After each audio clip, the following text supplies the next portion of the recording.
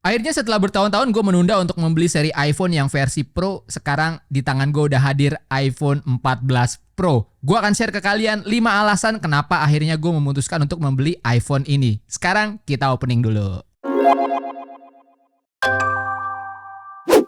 Di channel ini gue upload konten apapun yang gue suka. Subscribe dan nyalain lonceng notifikasi jadi gak ketinggalan video berikutnya.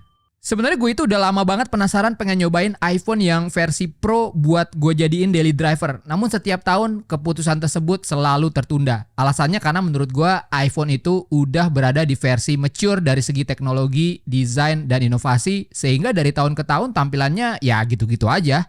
Jangan salah, gue suka pakai iPhone. Apalagi gue termasuk yang udah nyebur ke dalam ekosistemnya Apple yang bikin kerja, entertainment, atau kebutuhan lain jadi makin nyaman.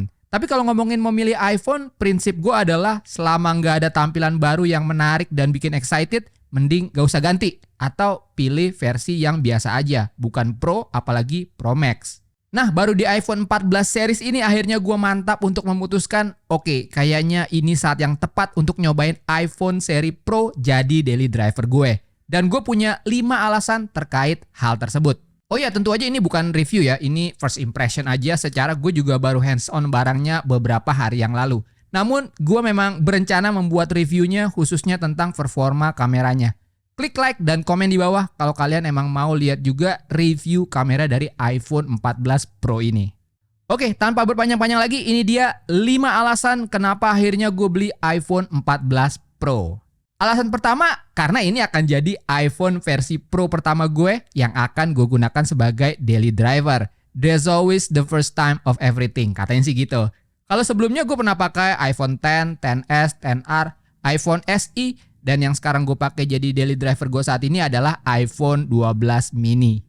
Nah, ngomong-ngomong iPhone 12 mini, ini adalah alasan kedua kenapa gue akhirnya memutuskan untuk nyobain iPhone 14 Pro. Gue ingin merasakan experience beralih dari iPhone yang kecil, ringkas, dan enak masuk ke kantong keluar kantong ke iPhone yang secara size menjadi sedikit lebih besar. Ya walaupun ini bukan seri Pro Max yang menurut gue terlalu ekstrim untuk skenario penggunaan gue dari segi size dan bobot. Namun beralih dari iPhone 12 mini ke iPhone 14 Pro pasti ada experience yang beda khususnya dari segi kepraktisan dan juga experience penggunaan layar. Tungguin aja review lebih lengkap tentang iPhone 14 Pro ini. Alasan ketiga, nah ini dia nih, teknologi yang udah lama juga pengen gue cobain karena kayaknya keren aja gitu. Dimana sekarang SIM card udah digital dan gak perlu ada bentuk fisiknya lagi. Nah untuk produknya sendiri namanya eSIM. Layanan produk eSIM di Indonesia sendiri udah tersedia oleh provider yang punya layanan canggih, eksklusif, dan pertama di Indonesia ini. Ya gak ada yang lain lagi kecuali Smartfren. Jadi akhirnya gue memutuskan kayaknya menarik juga nih kalau iPhone 14 Pro baru gue pasangin eSIM dari Smartfren. Nah dulu tuh gue kebayangnya kalau mau punya teknologi canggih kayak eSIM ini pasti ngurusnya ribet. Harus ke gerainya dulu untuk register dan lain-lain. Tadinya gue kira kayak gitu. Ternyata kalau kalian mau pakai eSIM dari Smartfren ini prosesnya gampang banget. Yang penting email smartphone kalian udah terdaftar resmi. Cara ngeceknya gimana? Well, dari smartphone kalian tinggal dial aja bintang pagar 06 pagar. Ntar keluar nomor email smartphone kalian. Oke, mungkin kalian nanya, gimana cara beli eSIM-nya? Nah, gue kasih tahu langkah-langkahnya berikut ini. Pertama, kalian tinggal buka website smartfren.com. Atau bisa juga download aplikasi My Smartfren lalu pilih beli eSIM. Setelah itu akan kelihatan paket-paket eSIM dari Smartfren yang bisa kalian pilih. Gue pilih eSIM Smartfren Unlimited Nonstop 12 GB. Kenapa? Karena harganya cukup affordable, cuma Rp45.000, dapat kuota 12 GB, masa aktifnya 30 hari, 24 jam internetan sepuasnya ke semua aplikasi, dan dapat akses unlimited aplikasi pilihan setelah kuota utama habis. Jadi kalian bisa chattingan, pesan ojek online, belanja online, bayar online, unlimited bebas worry lah pokoknya. Kalau kalian mau kuota yang lebih gede, ya ada yang 30 GB dengan harga Rp70.000 dan kuota 45 GB dengan harga Rp100.000. Tinggal pilih aja sesuai dengan yang kalian inginkan. Setelah pilih paket, kalian bisa pilih nomor yang kalian suka. Nah, kalau kalian belum ketemu nomor yang kalian suka, tinggal refresh aja supaya keluar nomor baru. Setelah itu, klik lanjutkan. Kemudian tinggal isi data diri kalian, habis itu ya tinggal bayar deh. Dan pembayarannya pun mudah banget karena bisa pakai Dana, OVO, GoPay, dan lain-lain. Setelah pembayaran berhasil, kalian akan mendapatkan sebuah QR Code yang bisa kalian scan pada device kalian untuk menginstal eSIM kalian. Udah deh, eSIM smartphone kalian udah aktif, jaringannya pun muncul, dan kalian bisa langsung internetan. Gampang kan? Oh iya, selain di iPhone, eSIM smartphone ini udah bisa digunakan juga di semua smartphone flagship. Misalnya Samsung Galaxy S22 Ultra, Samsung Galaxy Z Fold, Z Flip, dan lain-lain. Dan kalau kalian mau migrasi eSIM kalian ke smartphone lain, prosesnya juga gampang kok.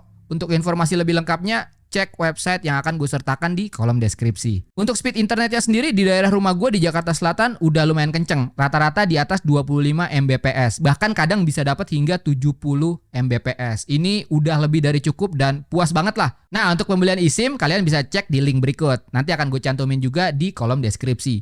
Buat kalian yang pakai iPhone, eSIM smartphone ini juga bisa jadi salah satu solusi apabila kalian ingin punya dual SIM di iPhone kalian. Nah, mantap banget kan?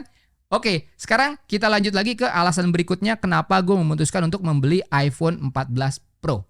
Alasan keempat tentu aja yang bikin gue excited adalah performa kameranya. Ya harusnya sih resolusi 48 megapiksel di main camera dan advanced quad pixel sensor itu bisa ngasih kualitas yang berbeda dengan iPhone generasi sebelumnya ya. Ditambah dengan fitur yang sebenarnya gue udah pengen coba sejak lama yaitu mode Pro RAW-nya. Rencana gue adalah gue mau bawa iPhone 14 Pro ini ke tempat yang emang cakep buat foto-foto. Ya camping atau naik gunung misalnya. So make sure kalian like video ini dan komen kalau kalian mau gue buat konten tersebut. Alasan kelima terakhir bisa dibilang adalah alasan utama kenapa gue mau beli iPhone 14 Pro dan jadiin HP ini sebagai daily driver. Apalagi kalau bukan Dynamic Island. Yes, poni alias notch hilang dan berganti dengan pitak dinamis. Jujur, mulai dari peluncuran iPhone 14 series, saat Dynamic Island ini dikenalkan, gue skeptis banget sekaligus yakin kalau Dynamic Island ini lebih berasa gimmick dibanding sebuah fitur yang memang berguna di skenario harian. Well, salah satu cara membuktikan ke diri gue sendiri kalau gue salah adalah ya harus cobain langsung, ya nggak? Gue juga penasaran sih, seperti apa kira-kira experience gue dengan Dynamic Island ini ke depannya. Nah segitu aja 5 alasan kenapa gue akhirnya memutuskan untuk beli iPhone 14 Pro. Buat kalian yang udah beli, share juga dong pengalaman pakai kalian di kolom komentar di bawah. Seperti biasa, klik like kalau kalian suka video ini. Jangan lupa komen dan share, follow Instagram gue Tangan Belang, cek link di deskripsi untuk informasi lebih lanjut tentang video ini. Thanks for watching, I'll see you next time.